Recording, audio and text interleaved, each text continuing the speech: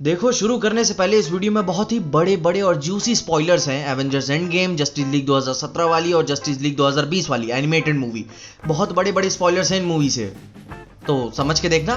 देखो, सबसे पहली बात, मैं ये नहीं बोल रहा हूँ कि एवेंजर्स एंड गेम खराब थी, लेकिन कब तक इसका नाम लेके अपनी छाती पीटते रहोगे।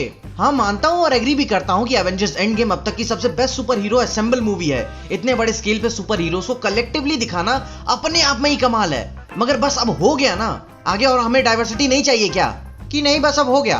अगर आप बस सुपर हीरो मूवीज ज्यादातर देखते हैं तो आपको अब तक पता चल ही गया होगा कि डीसी एनिमेटेड मूवी यूनिवर्स की लास्ट मूवी अब आ चुकी है, justice League Dark Apocalypse war. अब उसके बाद वो एक नई टाइमलाइन शुरू करेंगे और करना भी पड़ेगा, कुछ कहानियों का अंत होना जरूरी है। और वीडियो में और आगे जाने से पहले, हेलो एवरीवन, मैं हूँ पीजे और आप देख रहे हैं पीजे एक्सप्लेन। मैं लिटरली बोलूं तो मैं इतना बड़ा इवेंट इस मूवी से एक्सपेक्ट कर ही नहीं रहा था कि 1.5 घंटे की पिक्चर में इतना सब कुछ इतनी अच्छी तरीके से वे दिखा देंगे। कसम से मेरा दिल बैठ गया पिक्चर देख के। भाई, हो क्या गया हमारी जस्टिस लीग को।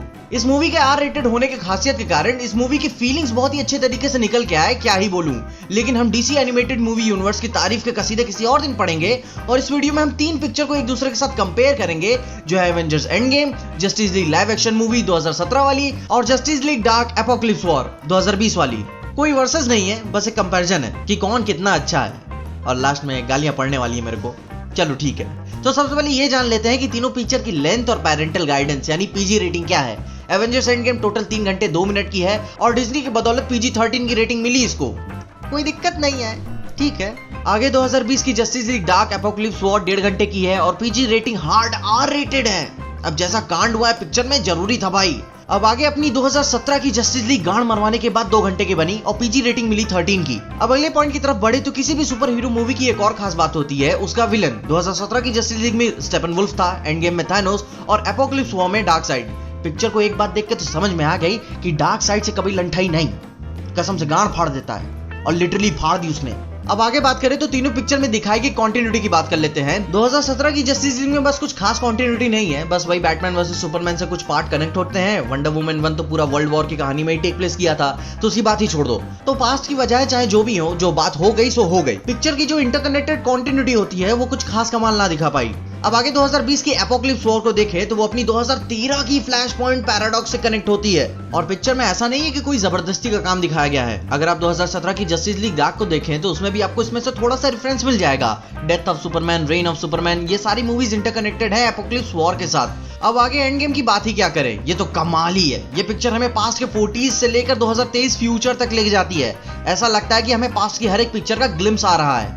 ये पिक्चर जितना ज्यादा हमें खुश करती है उतना ही ज्यादा हमें खोने का दुख देती है। तो इस पॉइंट को ऐसा समझ सकते हैं कि एंड गेम और justice League Dark Apocalypse war interconnected continuity के नाम पे काफी इंप्रेसिव है, मगर 2017 की live action justice league movie continuity के नाम पे हमें कुछ ज्यादा खास ना दिखा पाई। अब अगले पॉइंट की तरफ बढ़े तो आते हैं डेथ्स पे। अब देखो, एंड गेम का जैसे हम पागलों की तरह इंतजार कर रहे थे, एपोकलिप्स वॉर में ऐसा नहीं था भाई, बस सब कैजुअल था। कितने लोग तो डीसी के एनिमेटेड यूनिवर्स पे ध्यान भी नहीं देते। मगर एक बात है, एंड गेम में जो कैरेक्टर्स लिटरली मर गए, जो स्नैप के बाद दोबारा वापस आने वाले लोगों की बात नहीं, जो परमानेंटली मर गए, उनकी डेथ्स काफी इंपैक्टफुल थी मूवी पे।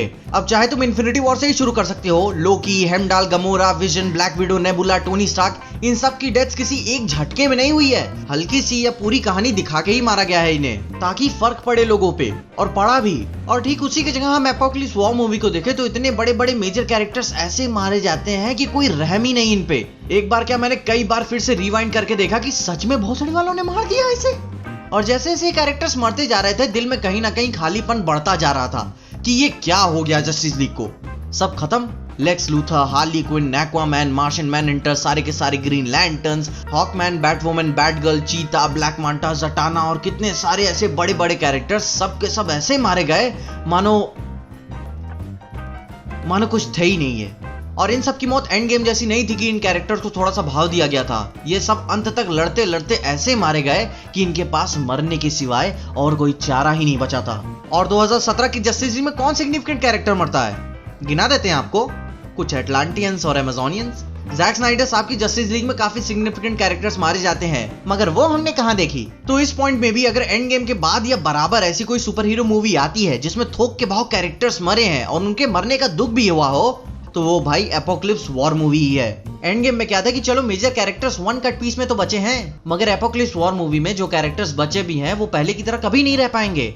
आधा इंसान आधा मशीन बना दिया यार। कुछ को देख के तो इतना दुख होता है कि क्या बोलूं। अपने अगले क्रमांक की बात करें तो आते हैं मूवी के ट्विस्ट और टर्न्स पे। इस जस्टिस लीग मूवी में कितने ट्विस्ट और टर्न्स हैं। पूरी जस्टिस लीग पहली बार बन रही है, सुपरमैन मर के वापस आ गया जो अपने लोगों को ही मारना चालू कर देता है। हाँ, ये थोड़ा इंटरेस्टिंग था। कालन ने स्टेफन वुल्फ को बिना साबुन के धो दिया, कुछ मुंह से वाव आया ही नहीं। इससे ज्यादा मजा तो तब आई थी जब हल्क ने लोकी को धोआ था। देखो, अब इस पिक्चर में बहुत ही बड़े बड़े ट्विस्ट और टर्न्स थे, मगर पुअर एग्जीक्यूशन के कारण हमें वो हाइप कभी महसूस ही नहीं हुई। और जहां रही एंड गेम की बात, जस्टिस लीग के पास तो ये दूर दूर तक नहीं आती। अब मुझे इसके बारे में बताने की जरूरत नहीं है कि हमें इस पिक्चर में कितना कुछ दिखाया। मोहतरमा के नए हेयर स्टाइल से लेकर कैप्टन के बुढ़े होने तक पिक्चर ने इतना ज्यादा कंटेंट दे दिया कि कितनों का करियर बन गया यूट्यूब पे। अब जहां रही एपोक्लिप्स वॉर मूवी के ट्विस्ट और टर्न्स की, तो पिक्चर के पहले 15 मिनट में ही पूरी जस्टिस लीग खत्म। अर्थ एकदम खत्म सही समझ लो। जो सुपर हीरोज बचे भी हैं उनकी हालत ऐसी हो चुकी है कि मानो बस जी रहे हैं। कैरेक्टर्स ऐसे मर रहे थे कि मानो किसी गाजर मूली की तरह हो। साला स्वॉर्म थिंग्स को दोबारा से बुला लिया, बचे हुए सुपर हीरोज को टॉर्चर किया जा रहा है। लुइस लेन मर गई, रेवन का बाप बाहर आ जाता है और ना जाने क्या क्या अनएक्सपेक्टेड चीजें होती हैं मूवी में। एक नॉर्मल सी एनिमेटेड मूवी से मैं इतना सब कुछ एक्सपेक्ट नहीं कर रहा था। सीरियसली डीसी ने मुझे काफी लंबे समय बाद इतना इंप्रेस किया। अब इसी के साथ अपने अगले और लास्ट पॉइंट पे आते हैं, टाइम ट्रैवल और एंडिंग। अब देखो, 2017 की जस्टिस लीग में टाइम ट्रैवल तो था ही नहीं, तो उसकी बात तो खत्म हो गई। और अपनी एंड गेम में तो टाइम ट्रैवल से ही सारा बवाल शुरू होता है। और अगर आपको एंड गेम के टाइम ट्रैवल के बारे में और अच्छे से जानकारी चाहिए डिटेल में, तो मैं आपको अपनी ये वाली वीडियो रेकमेंड करूंगा। इस एक वीडियो में मैंने 4 टाइम ट्रैवल मूवीज को समझाया है। और जहां रही एपोक्लिप्स वॉर मूवी की एंडिंग की, उसकी एंडिंग ही टाइम ट्रैवल पे खत्म होती है। फ्लैश एक नई टाइमलाइन को क्रिएट कर देता है। उस नई टाइमलाइन को दिखाया तो नहीं गया है, जो कि बहुत ही अच्छी बात है। वो फ्लैश पॉइंट से फिर से सब कुछ ठीक कर देगा, मगर फिर से हर एक एग्जिस्टिंग रियलिटी बदल जाएगी नए नए खतरों के साथ। और अगर आपने फ्लैश पॉइंट पैराडॉक्स देखी है तो आपको पता चल ही जाएगा कि फ्लैश ये टाइमलाइन कैसे ठीक करेगा। मगर एक बात यह जरूर कहूंगा, मूवी की एंडिंग बहुत ही सेटिस्फाइंग थी। अब जानता हूं कि तुम लोगों में से कई लोगों के लिए एंड गेम बहुत ही करीब और पर्सनल मूवी होगी और उसकी जगह कोई ले भी नहीं सकता और लेगा भी नहीं, मगर इस मूवी के लिए एक अलग सी जगह बनानी पड़ेगी। एंड गेम तो अपनी कुर्सी खाली करने से रहा, तो क्या हुआ, इसके लिए एक नई कुर्सी बना देंगे। अब देखो, मेरे हिसाब से अगर कोई मूवी है जिसने मुझे एंड गेम के बाद जाके इतना इंप्रेस किया, तो वो ये है, फॉर 100% श्योर। एंड गेम जितने बड़े स्केल पे तो नहीं थी, मगर एंड गेम जैसी टॉप मूवीज की लिस्ट में तो ये शामिल होती ही है। और आपका क्या सोचना है? अगर आपने एपोक्लिप्स वॉर मूवी देखी है तो आप बताएं आपको कैसी लगी ये मूवी। क्या आप इसे अपनी टॉप सुपर हीरोज मूवीज की लिस्ट में शामिल करना पसंद करेंगे? कमेंट्स में उसके बारे में मुझे जरूर बताएं। इसके अलावा अगर आपको इस वीडियो में देखे कुछ भी अच्छा लगा, खुशी हुई या मजा आया, तो लाइक मार दो इस वीडियो को। इस चैनल पर नए आए हो तो सब्सक्राइब मार दो इस चैनल को। और ज्यादा ही अच्छी लग गई तो अपने दोस्तों शेयर कर देना। मेरे इंस्टाग्राम, ट्विटर और टिकटॉक हैंडल्स आपको नीचे डिस्क्रिप्शन में मिल जाएंगे। जानता हूं अभी बहुत बवाल चल रहा है, लेकिन जैसा तुम सोच रहे हो मैं वो चुतियापा वहां नहीं करता हूं। और तब तक के लिए देखते रहिए पीजे एक्सप्लेन।